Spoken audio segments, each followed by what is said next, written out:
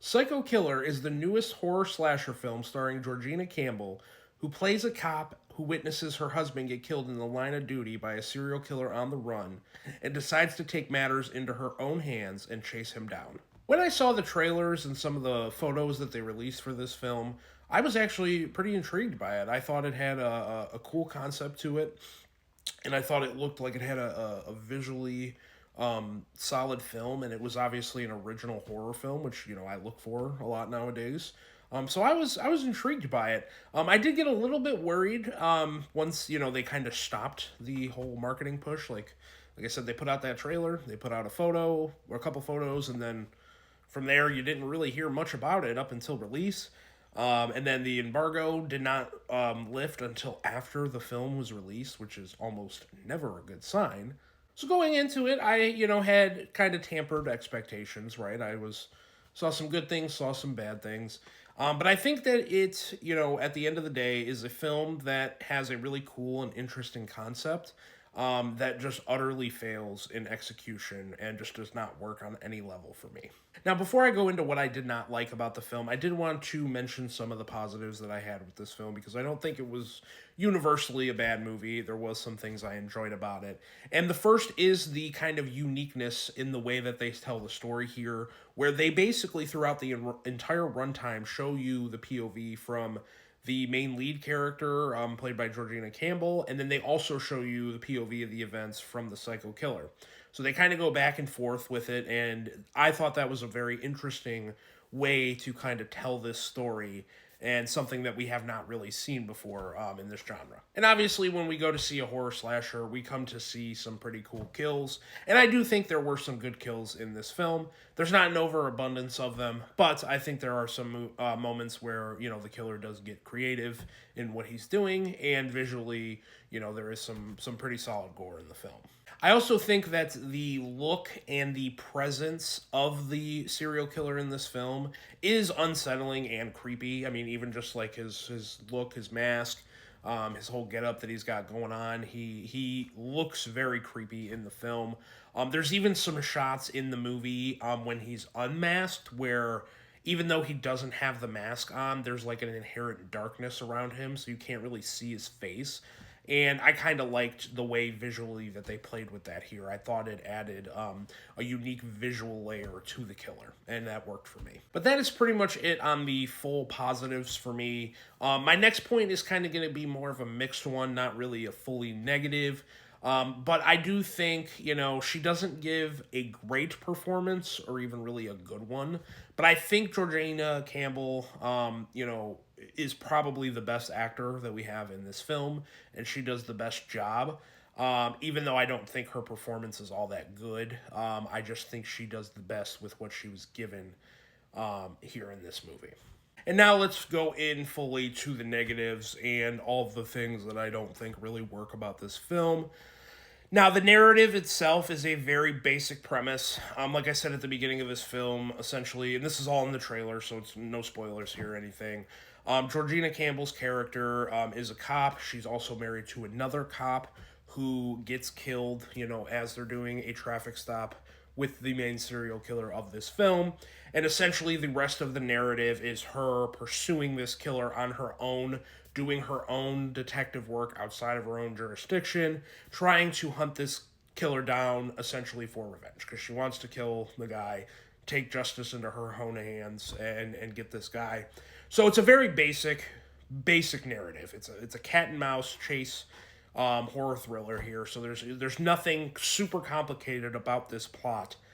But when you surround yourself and make your movie about one thing like that, like it being a cat and mouse, you expect there to be some payoff to that and to some good confrontation. I expected in going into this movie that we were going to get good fight scenes or confrontations between the serial killer and between Georgina Campbell's character, and you don't get that here. So when your film is completely built around a very simple premise and a simple narrative, and you do not deliver on that, your movie's going to be dog shit. And I'm sorry, but that's what this movie is. It's not good. It's something that has cool concepts, cool things in it that just completely fails in execution, And the story is at the forefront of that because, again, you have a very simple narrative and you just fail to execute on the simplest of things that you possibly could have. And my God, I talked about it earlier, but the acting in this film is horrendous. It is god awful. Georgina Campbell is the only person in this film who seems like she even gave a damn or put in an effort because every other character in this film is not good. Now, I won't extend that to the serial killer of the film, but we're going to get into a minute why I think he's not good either because of the way they kind of present him. He doesn't really feel like a character, but we'll move on to that. But Georgina Campbell is the only one here who does anything, and I don't even think she gives that great of a performance, to be honest, because I think the material here and the script fails her utterly. When you look at her performance in Barbarian from a couple of years ago, that is night and day difference, way better than anything that she does here. But I do believe that she's the only one who comes to actually put in some effort and tries to give a good performance, even if the script completely fails her. And then I just feel like this movie is just flat out boring. There is not really a whole lot that is exciting here or that happens. There is one plot line, like maybe a little bit more than halfway through the film, where the killer kind of stumbles upon a, we'll say, devilish cult. I won't give too much away there.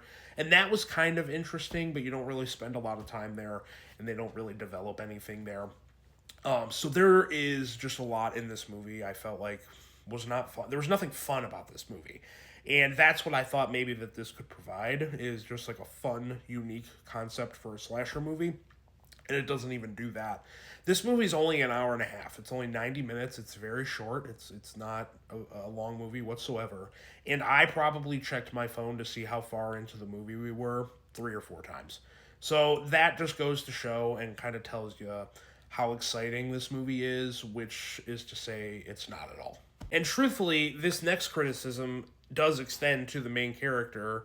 No one in this film is fleshed out as characters at all. So when you get people who get killed or you get progression somewhat in the storyline, you really just don't care because none of the characters are fleshed out.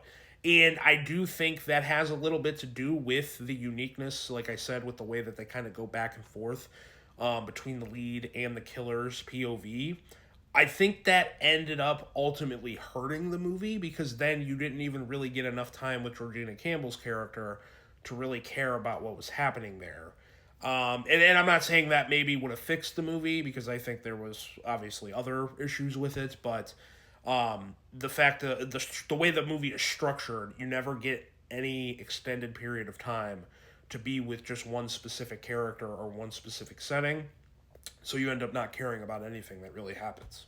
And then I talked earlier about how I felt like the visual aesthetic and the way that they present the serial killer in this movie to you was cool. And I do agree with that. I think he looks cool. I think the design looks cool. But his motive and kind of backstory that they give you, extremely weak. Did not like that at all once you kind of find out what's going on here and what he's trying to do and what mission he's trying to accomplish. Didn't like that whatsoever. And then when he talks, the voice that he does is god awful. It sounds like a really bad impersonation of Batman. I haven't really done any research on this movie, I'll be honest. I haven't really cared too much about it outside of doing this review. So I don't know if this is how the actor who portrays him sounds in real life. But every single time that the serial killer in this film talks, completely took me out of the movie. It was really ridiculous. It took all of the tension by his presence and by the look of him that he had, and just kind of threw it immediately out the window once I heard the voice, and I couldn't take it seriously anymore.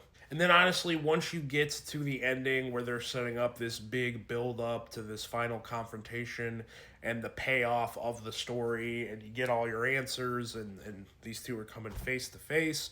Once you get to that finale and to that confrontation, extremely underwhelming. The movie just really goes out on a whimper. The way it ends is just completely uninspiring. Didn't care, no excitement to it whatsoever. And that, like I said, that kind of perfectly encapsulates everything I felt like that was really wrong with this film.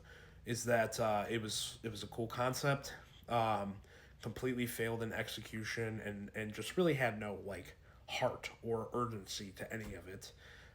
So it ended up just really not being a good experience or a good movie to me. But that's all I really got for this review. If you saw Psycho Killer, go ahead, comment below. Let me know what you thought. It seems like a lot of people have not liked this film. I know it notoriously just dropped its Rotten Tomatoes score, and it started off at 0%. Which I'm not going to say it's that bad. I've definitely seen worse movies, but this movie is not good.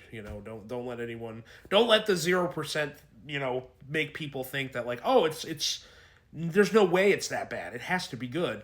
It's not good. It's not 0% bad though, so it's just kind of right there. And I think that's actually worse for it. I think if it was 0% bad, we probably could have had a little bit more fun with it, but it's just like in the middle where it's just completely boring, doesn't really offer you anything.